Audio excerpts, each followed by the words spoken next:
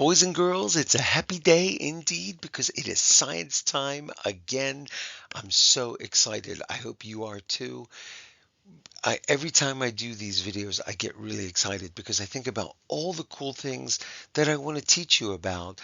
We've started slowly this year, but we're going to start picking up. So, before we get into our Science Weekly, why don't we check in with Discovery Dan? Hello! Welcome back to another exciting week of Science Studies Weekly. This week, we're going to learn about the world of science.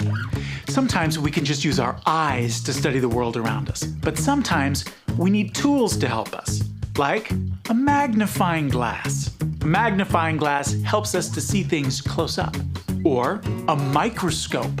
This really helps us see things close up, or a lightsaber. This helps us chop things up, or slice things up, or use the force. No. What other tools do you think scientists use? Don't forget to check out the experiment at the end of the lesson. It's scientific. Is that a word? That's No. a word, right? I think that's a word. All right, Dan, thank you very much. Boys and girls, here's what you need to do next.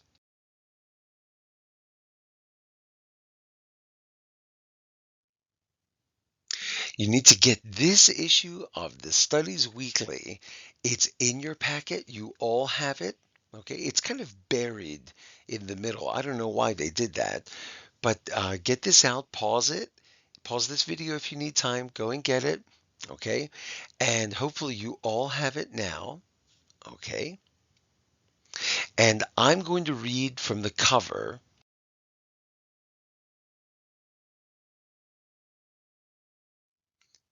But I'm going to change the screen first. So the part I'm going to read is actually on the front cover.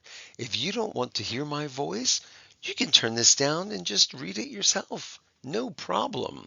Okay, so here's what it says on the cover. In science, we learn about the world around us. We ask questions. We try to find the answers.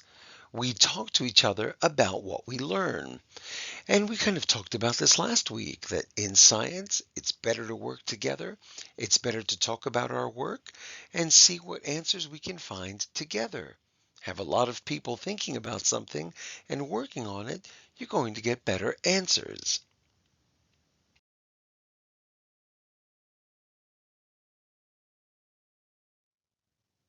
Okay, so now we're looking inside. We've opened our Science Weekly, and I'm going to read at the top. Follow along. A tool is something that helps us do what we need to do. These tools help us see things better. You guys know what all of these things are? And then under that it says, these tools measure things. Ooh. We're going to talk a lot about tools in the coming weeks. Then it says, did you know that pencils and computers can be science tools? They help us share what we learn with others. Okay, that's pretty interesting. Even a simple pencil, because scientists use it to write down information and share it with others. A pencil can be a science tool. I love it. Now, let's look at the top right.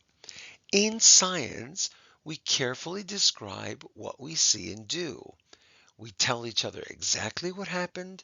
We write about what we learned. Okay, so just like we said before, especially the other day when we did our bar graph, we said that it's really important for scientists to get information. Okay, usually we call it data, and we have to be organized. We have to write neatly, okay, and we have to share our information with others. Now, looking at the bottom right, scientists want to have the right answers. They do things again and again. They usually get the same results. If they don't, they try to figure out why. We're going to talk about that as well when we get to doing some experiments. Now, we looked at some tools. Let's take a closer look at this tool on the right. It says look and learn. A thermometer measures temperature.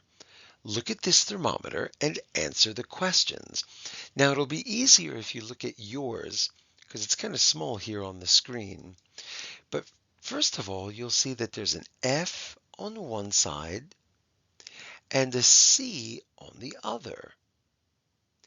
Now, F stands for Fahrenheit, and Fahrenheit is really only used in America. It's not really used in many other places.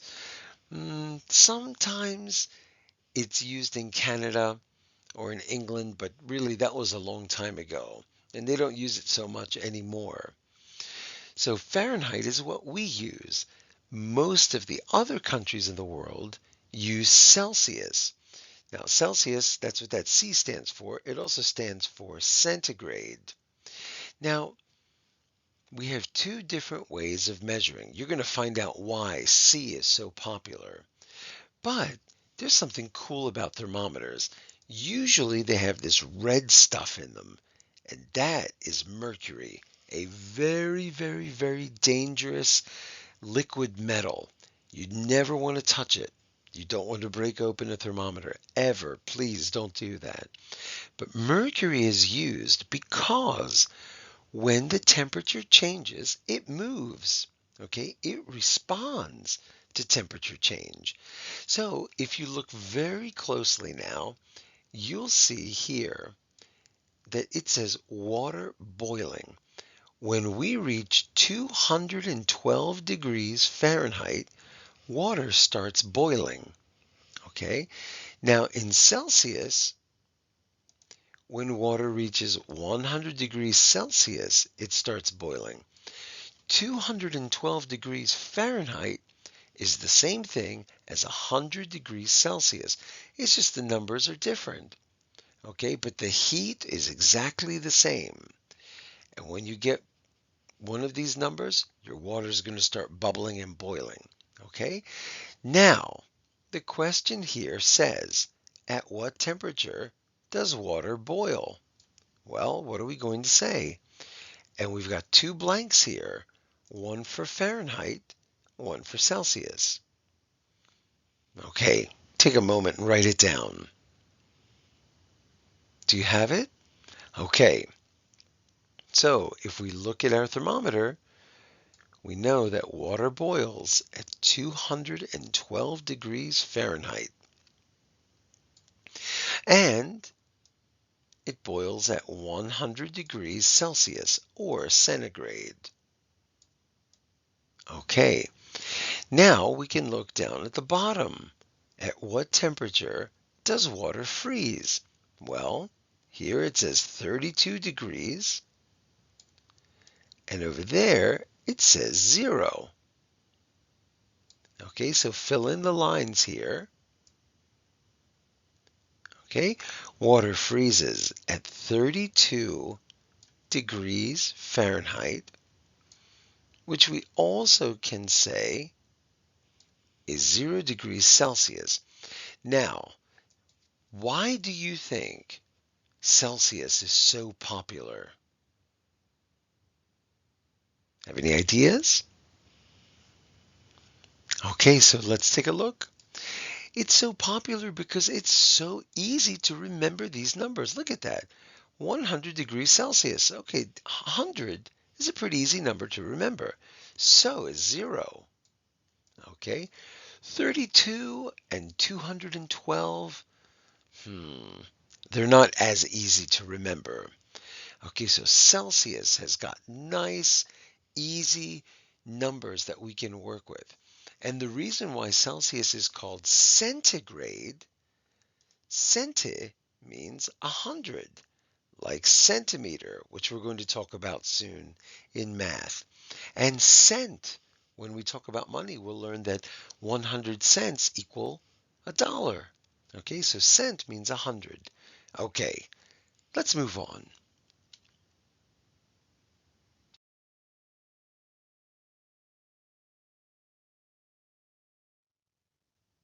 Okay, everybody, this is the back page of this magazine. You don't have to do anything yet.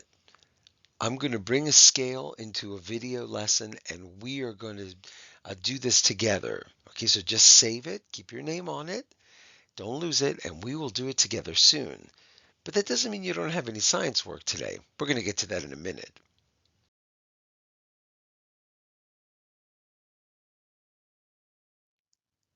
Now, one of the things I love about science is there are lots of cool names for things, and the names have smaller words in them that mean something. And a lot of these words come from Greek and Latin. Let's look at this one here. This is a telescope. Well, tele is a pretty common word. Okay, it's used in lots of other words. And tele means from far away. So telephone, phone means the voice or the sound, and tele means from far away. So telephone lets you hear the voice from far away. So you can call somebody in India and talk to them. Then we have, on the other side of this word, scope. And scope means a device that helps you see. So a telescope is a device that helps you see from far away. And we use telescopes to look at other planets, nebulae, galaxies, and all that other cool stuff that we're going to learn about. Let's try another one. Ah, okay, a microscope. Well, micro means small, very small, and scope means a device that helps you see. So what is a microscope? It's a device that helps you see. Makes plenty of sense, right? Okay, there are lots of words with scope. We have kaleidoscope and endoscope and otoscope and lots more. There are also lots of words that have micro. Okay, let's look at one more tool. Okay, so we already talked about this one, right? The thermometer. So, thermo.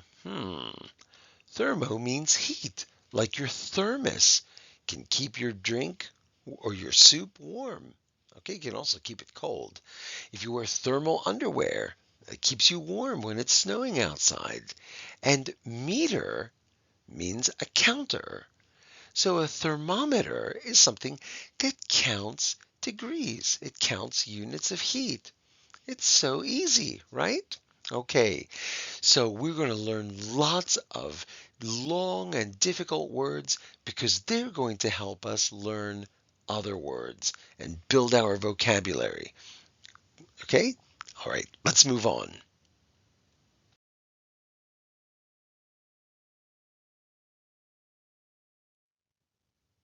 Okay, everybody, now in your packet of white science worksheets, everybody has this.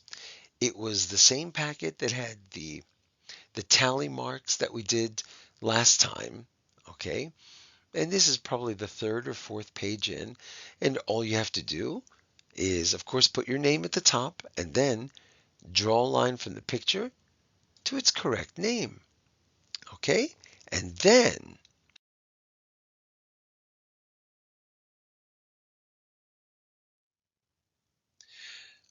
right behind that page, in that same packet, is this weekly literacy connection.